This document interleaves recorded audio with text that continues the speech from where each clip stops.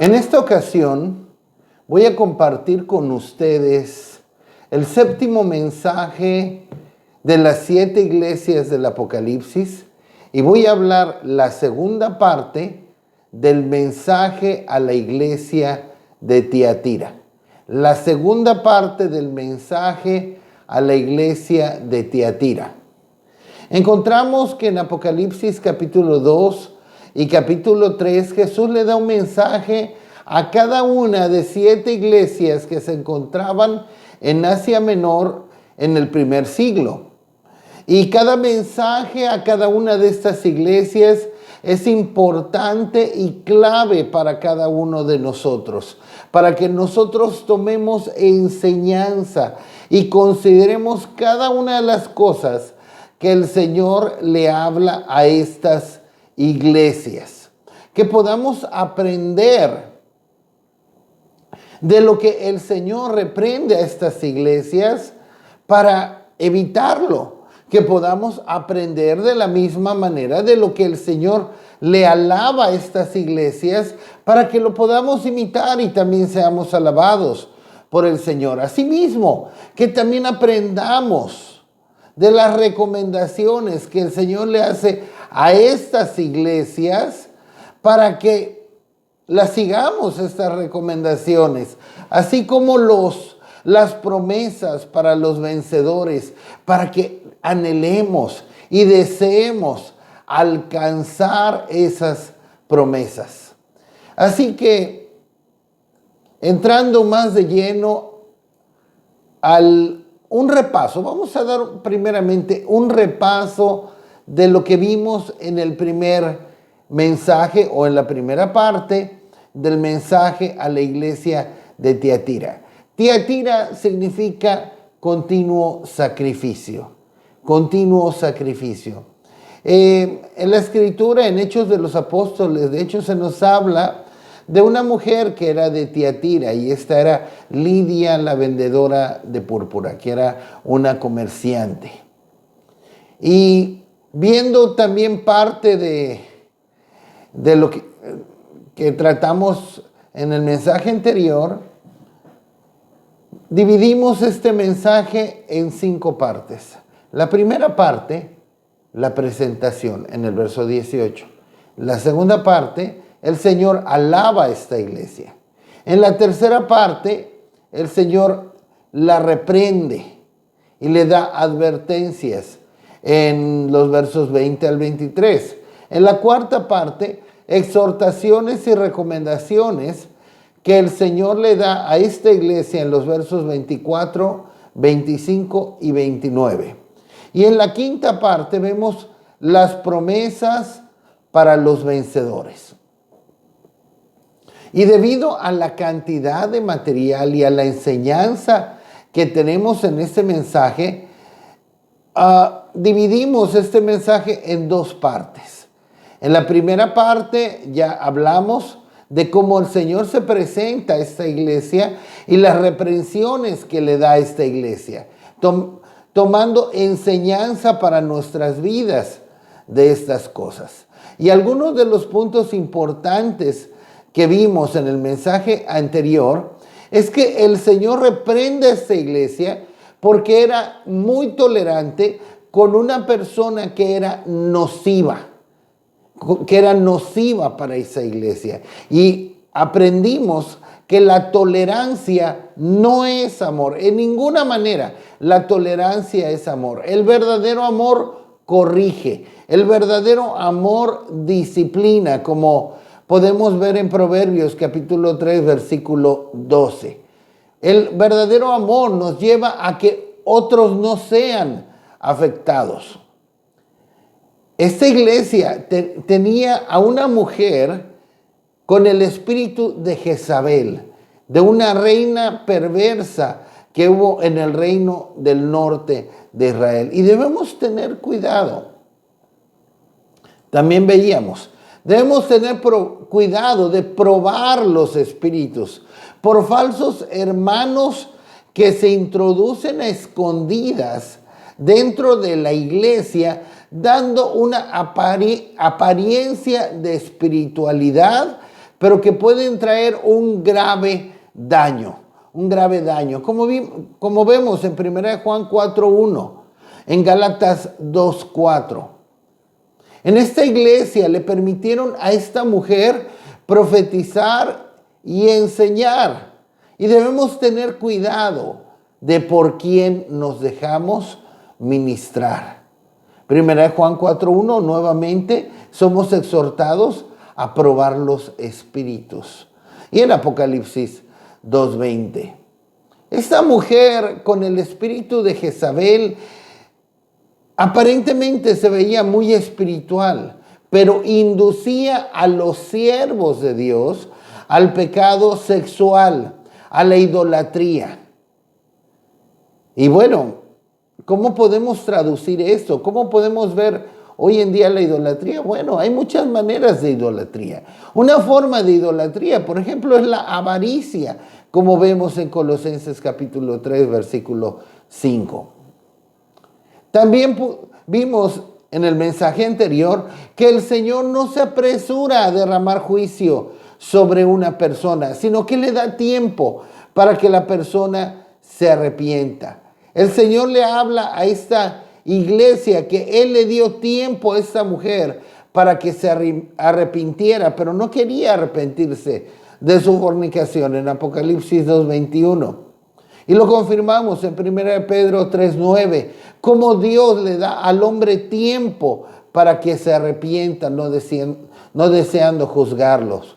Pero Dios siempre determina un día límite para que podamos responder a Él y no recibir sus juicios. Otro de los puntos claves que vimos en este mensaje anterior es que Dios va a juzgar a los fornicarios y adúlteros, como nos habla Hebreos 13:4. Así que hoy, en esta ocasión, hablaremos sobre lo que el Señor alaba a esta iglesia, exhortaciones, advertencias y promesas que le hace a los vencedores para esta iglesia de Tiatira y para todo aquel que tenga oídos para oír y recibir el mensaje del Señor para esta iglesia, como veremos en el verso final de este mensaje. Así que la alabanza a la iglesia de Tiatira. ¿Qué es lo que el Señor alaba a esta iglesia de Tiatira? Vamos a ver en Apocalipsis capítulo 2, versículo número 19. Yo conozco tus obras y amor y fe y servicio y tu paciencia y que tus obras postreras son más que las primeras. El Señor les habla que Él conocía sus obras, su amor, su fe, su servicio, su paciencia o constancia. De la misma manera debemos saber que el Señor conoce perfectamente nuestras obras, nuestro amor, nuestra fe, nuestro servicio, paciencia o perseverancia. Aunque el hombre es dado a lo que tenemos en Romanos capítulo 12, versículo 3, que nos dice así. Digo pues, por la gracia que me es dada a cada cual que está entre vosotros, que no tenga más alto concepto de sí que el que debe tener, sino que piense de sí con cordura, conforme a la medida de fe que Dios repartió a cada uno. Aquí se nos dice que debemos guardarnos de tener un concepto demasiado elevado de nosotros mismos, que debemos pensar de nosotros mismos con cordura. Como dice otra versión bíblica, la Nueva Traducción Viviente, debemos ser realistas al evaluarnos a nosotros mismos. ¿Por qué menciono este verso? Porque el Señor le está diciendo a esta iglesia, yo conozco tus obras, tu amor, tu fe, tu servicio. Yo lo conozco muy bien. Y de la misma manera con nosotros. Nuestro Dios conoce nuestras obras. Nuestro Dios conoce en realidad cuánto lo amamos. El Señor conoce cuánta fe en realidad tenemos. He visto personas, he escuchado personas que se juzgan a sí mismos como considerándose unos gigantes espirituales. He oído a muchos creyentes, varones como mujeres, que se sienten unos gigantes de la fe. Personas de una gran fe. Personas que tienen un amor muy grande para Dios. Oh, yo amo tanto a Dios. Mi amor por Dios es tan profundo y grande. Sin embargo, esos pensamientos que tienen, esas ideas que tienen, esas palabras que expresan, no coinciden con sus evidencias, con su forma de vivir, con su forma de vida diaria. Y se están engañando a sí mismos. Con respecto a esta iglesia, el Señor les dice, yo conozco sus obras. Yo conozco su fe. Yo conozco su amor. Yo conozco cuánto en realidad perseveran en mi camino. Cuánto me aman de verdad.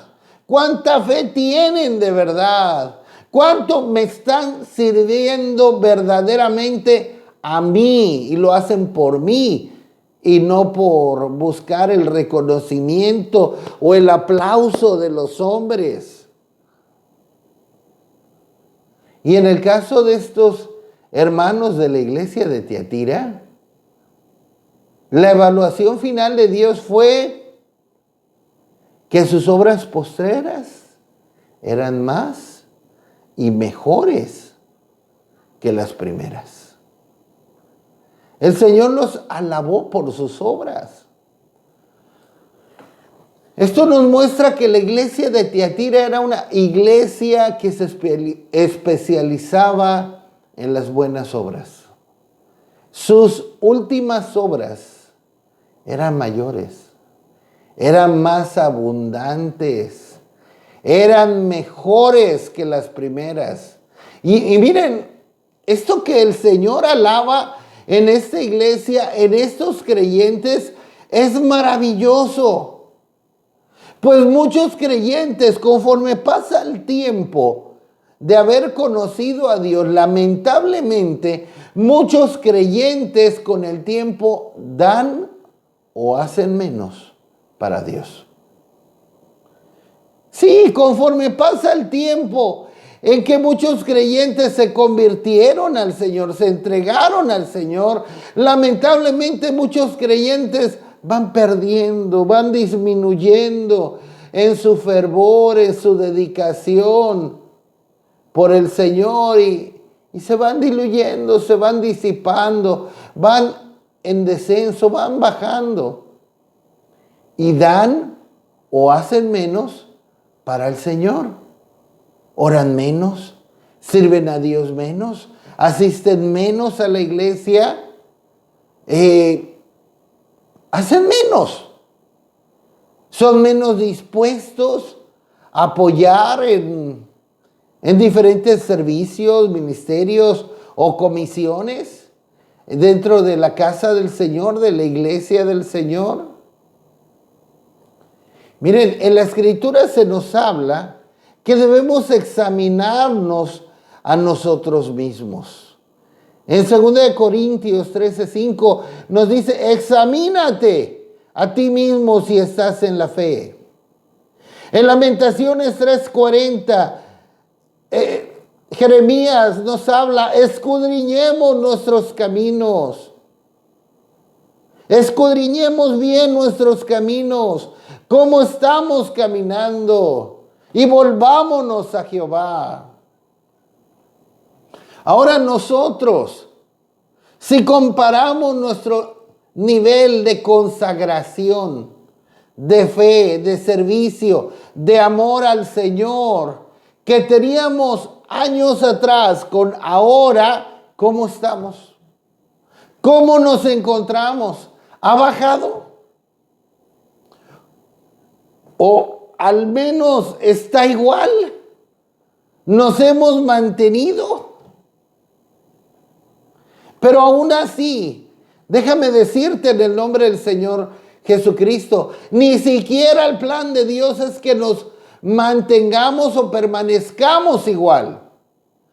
Y aún menos que retrocedamos, sino que vayamos en aumento, que vayamos creciendo, que vayamos de más a más. En 1 Corintios 15:58 tenemos las siguientes palabras.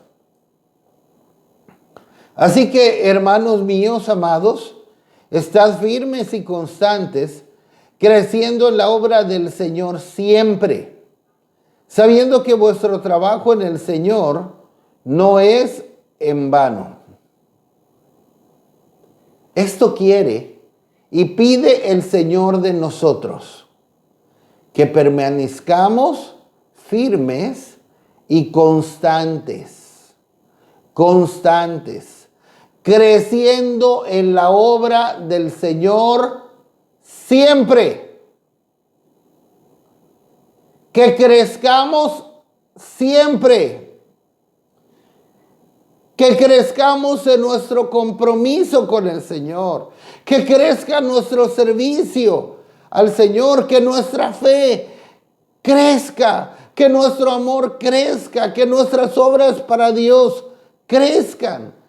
Que vayamos en aumento. Que vayamos de más a más. En Proverbios capítulo 4, versículo 18, encontramos las siguientes palabras. Mas la senda de los justos es como la luz de la aurora, que va en aumento hasta que el día es perfecto. El Señor pide y nos da todos los recursos de su gracia para que nosotros vayamos siempre en aumento, que vayamos siempre en crecimiento en nuestra vida cristiana. Nuevamente, en nuestras obras, nuestro servicio, nuestra fe, nuestro amor, y que seamos constantes, perseverantes. Ahora vamos a ver en Hebreos capítulo 6, versículos 10 al 11. Porque Dios no es injusto para olvidar vuestra obra y el trabajo de amor que habéis mostrado hacia su nombre, habiendo servido a los santos y sirviéndoles aún. Pero deseamos que cada uno de vosotros muestre la misma solicitud hasta el fin, para plena certeza de la esperanza. Dios no es injusto. Gloria a Dios. Aleluya. Dios no es injusto para olvidar nuestra obra y trabajo de amor que hacemos para Él y en su iglesia, a los santos, a los otros creyentes.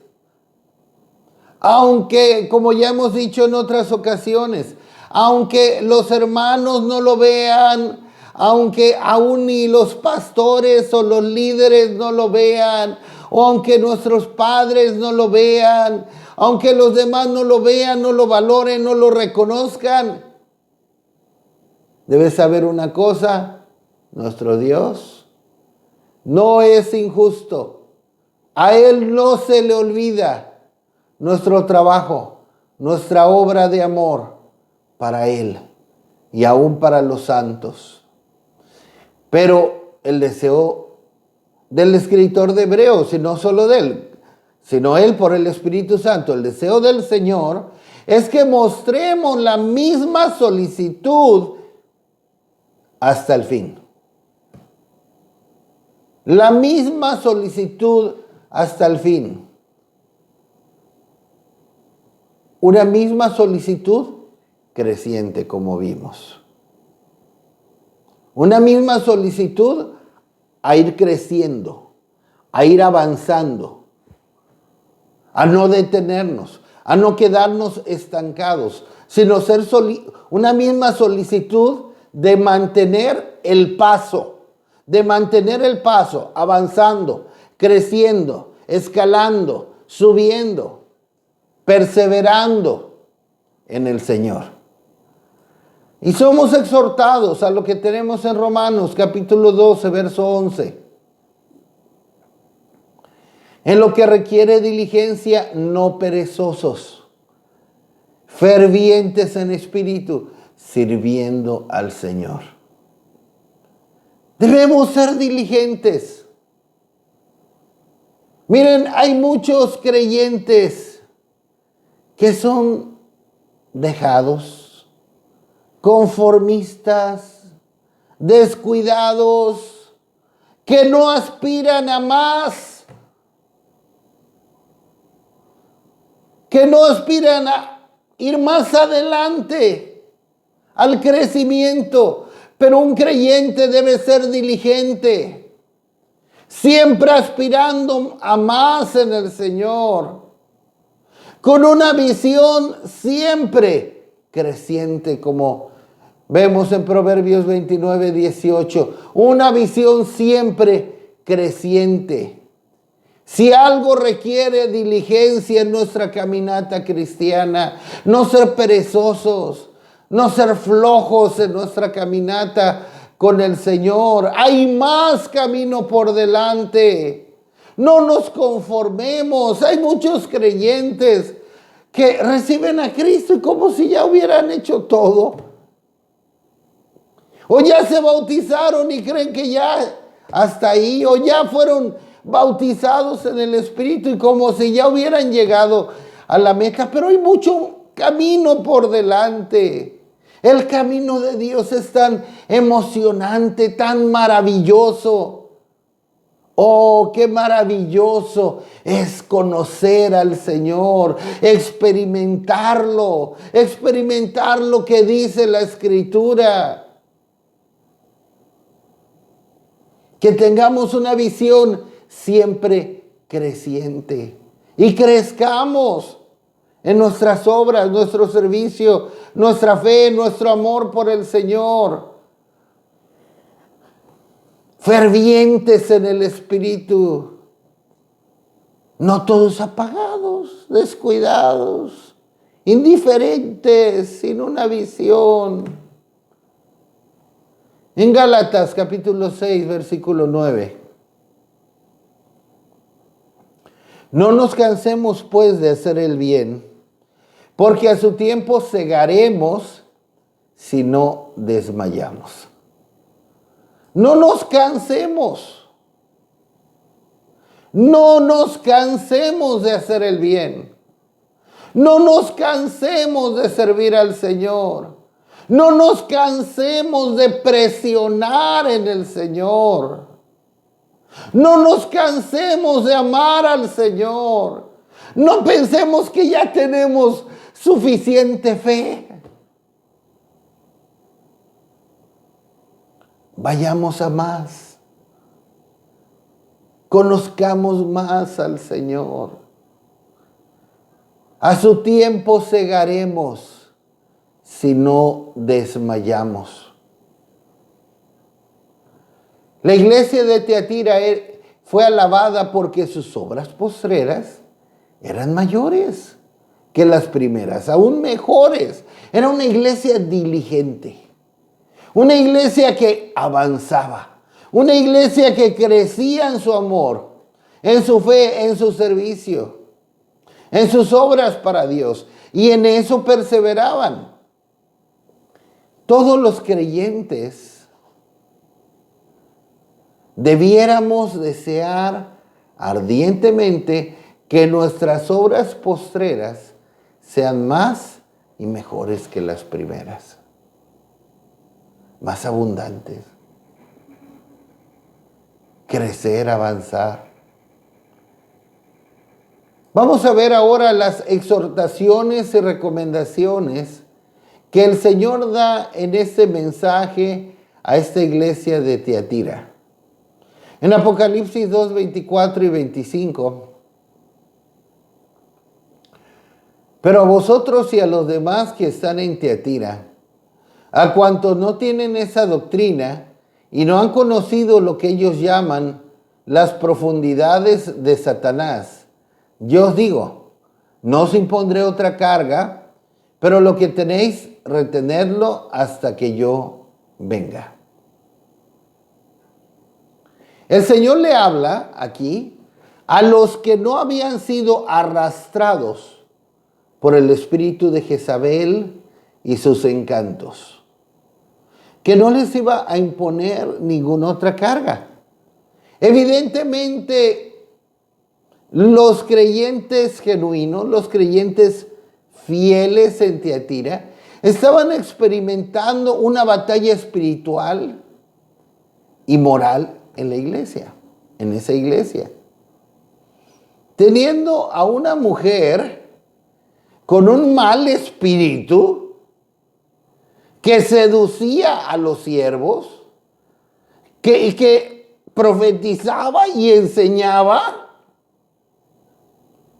Era una batalla bastante fuerte que tenían que soportar contra esas doctrinas destructivas que atentaban contra ellos y trataban de seducirlos o arrastrarlos. Es necesario tener una gracia abundante de parte de Dios para mantenernos firmes y fieles.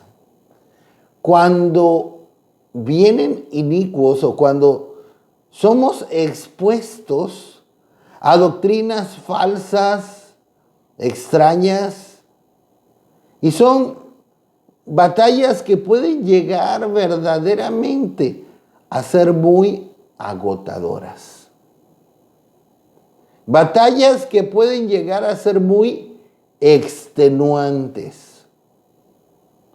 Porque no solamente estamos batallando contra argumentos, palabras, enseñanzas, sino como voy a mencionar un poco más adelante, aún detrás de esas doctrinas hay espíritus inmundos que las están tratando de fortalecer. Y son fuertes batallas. Y el Señor les está diciendo a aquellos fieles que no, a cuantos no retienen esa doctrina, a cuantos no habían retenido, adoptado esa doctrina de Jezabel, que no habían sido arrastrados por las profundidades de Satanás, a las que estaban tratando de ser arrastrados. Entonces el Señor les dice, manténganse fieles hasta mi regreso. Y básicamente la exhortación y recomendación para esta iglesia y también para nosotros es, número 1, cuidar de no ser arrastrados por la doctrina, por el espíritu de Jezabel y aún por otras falsas doctrinas. Y el espíritu de Jezabel es uno de los espíritus más destructivos. Ya hablamos de eso en el mensaje anterior, pero es uno de los espíritus más destructivos y que no solamente van a atacar o van a venir o se va a mover sobre mujeres, sino aún también sobre hombres. Es uno de los espíritus más peligrosos y que aún hoy en nuestro tiempo está operando fuertemente. Pero la primera exhortación es cuidarnos de no ser arrastrados por la doctrina de Jezabel o cualquier otra doctrina falsa. Y la segunda exhortación es a retener, a mantenerse creciendo en aquello que el Señor les alaba, mantenerse. De eso ya hablamos y lo confirmamos con 1 Corintios 15, 58, y por cuanto ya lo hablamos, no voy a seguirlo tratando, voy a enfocar más que nada a este punto. Al punto 1, cuidar de no ser arrastrados por el espíritu de Jezabel o por otras doctrinas falsas. Es algo que debemos cuidar. 2 Corintios 11, verso 3. Pero temo que como la serpiente con su astucia engañó a Eva, vuestros sentidos sean de alguna manera extraviados de la sincera fidelidad a Cristo. Wow. Aquí el apóstol Pablo está hablándole a la iglesia de Corinto y a casi todas sus iglesias, en casi todas las cartas, les advierte de las doctrinas falsas, de no ser arrastrados por las doctrinas falsas. Pero dice Pablo, temo que así como la serpiente con su astucia engañó a Eva, vuestros sentidos sean de alguna manera extraviados de la sincera fidelidad a Cristo.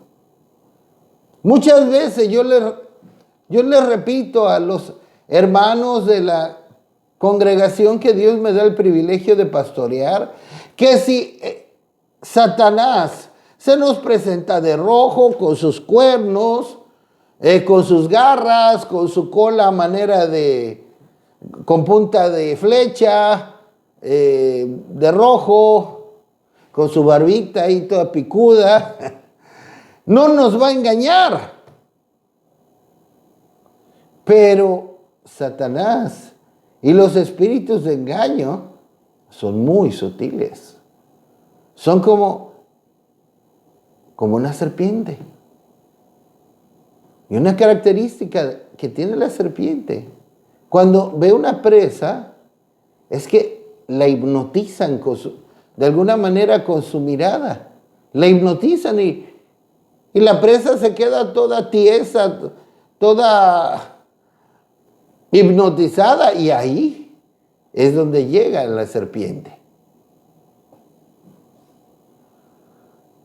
Entonces Pablo dice, temo que así como la serpiente con su astucia engañó a Eva, también los engaña a ustedes. Y Jezabel, esa mujer con el espíritu de Jezabel, era como una serpiente sutil en Tiatira, que llegaba de una manera muy sutil y se introducía con una persona, con un siervo o algún miembro de la iglesia, y le hablaba de una manera que se veía una mujer tan espiritual. Se veía una mujer tan santa. Se veía una mujer tan dedicada, tan consagrada a Dios. Y profetizaba de una manera que se estremecían las personas, y tenía una aparente elocuencia y sabiduría para enseñar que hipnotizaban a las personas y eran extraviados de su sincera fidelidad a Cristo. Es algo que debemos tener mucho cuidado. En 1 Timoteo capítulo 4, versículo 16. Ten cuidado de ti mismo y de la doctrina. Persiste en ello, pues haciendo esto, te salvarás a ti mismo y a los que te oyeren. Pablo le advierte a Timoteo estas palabras tan importantes. Debemos tener cuidado de nosotros mismos y de la doctrina que seguimos. Cuidarnos de nosotros mismos de lo que nosotros queremos, de nuestros deseos, nuestros planes, nuestro ser voluntariosos, aferrarnos a nuestra propia voluntad, cuidarnos de nuestra antigua naturaleza, nuestra naturaleza caída, de nosotros mismos. Pero no solo de nosotros mismos, sino cuidarnos también de la doctrina. Pues haciendo esto, dice Pablo, te salvarás a ti mismo y a los que te oyeren. Esto es muy serio. Debemos cuidarnos de la doctrina. No tener cuidado de estas dos áreas puede llevarnos a perder nuestra salvación. Pablo le está diciendo, pues haciendo esto te salvarás a ti mismo y a los que te oyeren. Si no tenemos cuidado de la doctrina, si somos extraviados por doctrinas falsas, podríamos perdernos eternamente. Pablo advierte que en este tiempo final abundarían espíritus engañadores y doctrinas de demonios, como nos dice 1 Timoteo 4:1. Como hace un momento yo les decía, que cuando tratamos con falsas doctrinas, no solamente estamos luchando con argumentos, ideas, pensamientos, palabras, sino que detrás de una falsa doctrina hay espíritus engañadores, demonios. Se nos recomienda no dejarnos llevar por doctrinas diversas y extrañas, como nos habla Hebreos 13:9. Que nos guardemos de ser niños fluctuantes, llevados por doquier de todo viento de doctrina, según Efesios 4:14.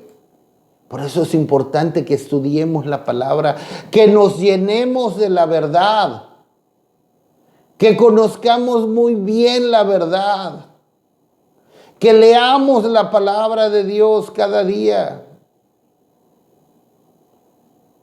y que no seamos niños fluctuantes. Los niños en la fe son fácilmente llevados. Llega cualquier predicador o cualquiera que se dice, yo soy profeta. Y con que grite mucho, tiemble, ay, este es de Dios, este sí está bien ungido, no como otros. No. Y sacan doctrinas, enseñanzas extrañas y lo siguen. Debemos tener mucho cuidado. Debemos tener mucho cuidado. Ahora vamos a ver las promesas a los vencedores que vemos aquí en el mensaje a Tiatira. Apocalipsis 2, 26 al 28. Al que venciere y guardare mis obras hasta el fin, yo le daré autoridad sobre las naciones y las regirá con vara de hierro y serán quebradas como vaso de alfarero, como yo también lo he recibido de mi Padre, y le daré la estrella de la mañana. Amén. Los que venzan y no se rindan recibirán muchas bendiciones especiales de parte de Dios. Y todas estas bendiciones y promesas se basan en que hagamos la voluntad de Dios hasta el fin y estemos dispuestos a vencer. Venzamos sobre el mundo, la carne, el diablo. Venzamos, como vemos aquí en este mensaje, sobre el espíritu de Jezabel. Perseveremos en el Señor. Y la primera promesa que encontramos aquí es que el Señor a los vencedores y que guarden sus obras hasta el fin, les dará autoridad sobre las naciones para regirlas con vara de hierro.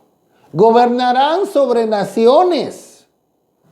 Esta es una referencia al reino milenial de Cristo sobre la tierra. Los vencedores serán o seremos coherederos con Cristo y gobernarán con Él por 1000 años.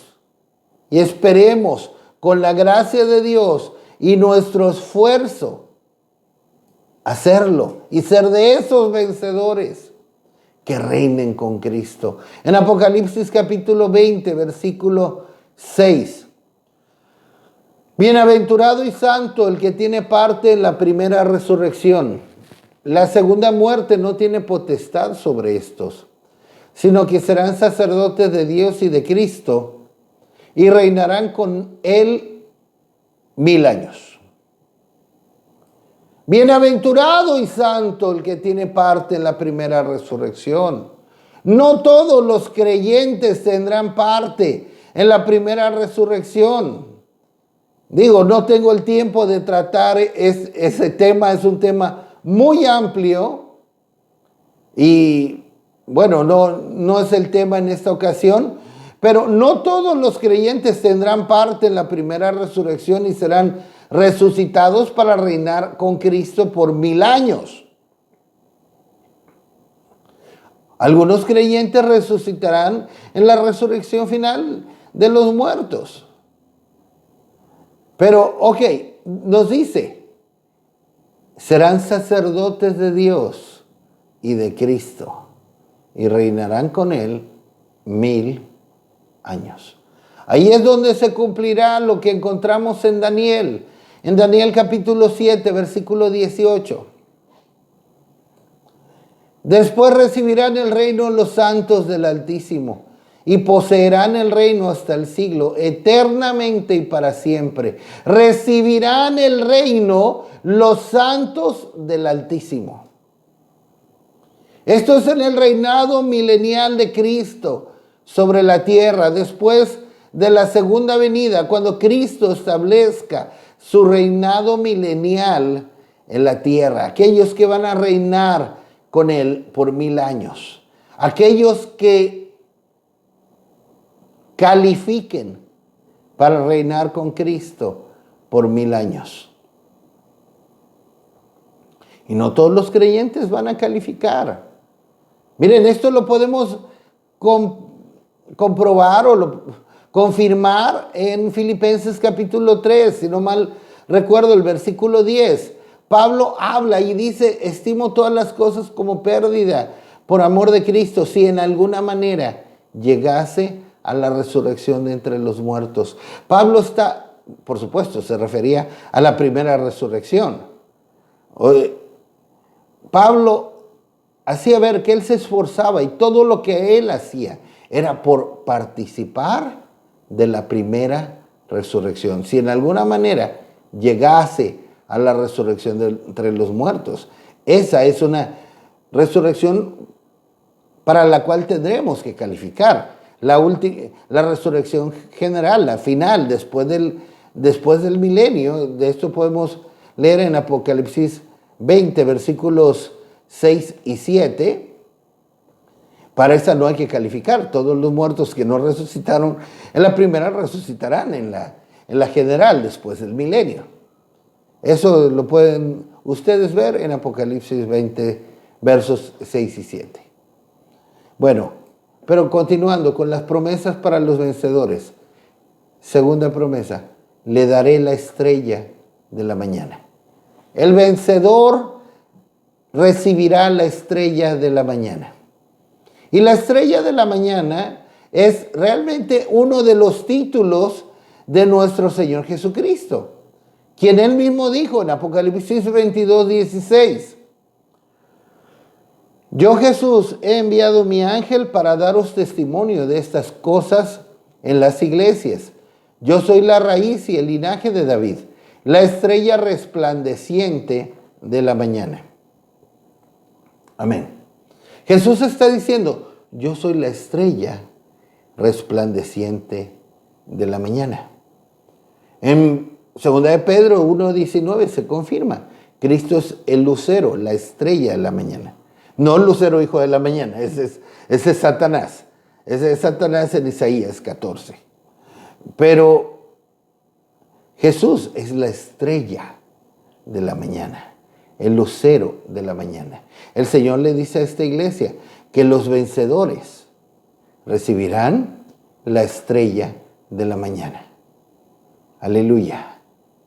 Esta iglesia que tuvo que combatir a la falsa profetisa Jezabel, recibió la promesa más maravillosa de todas, el Señor Jesucristo. Ganar a Cristo.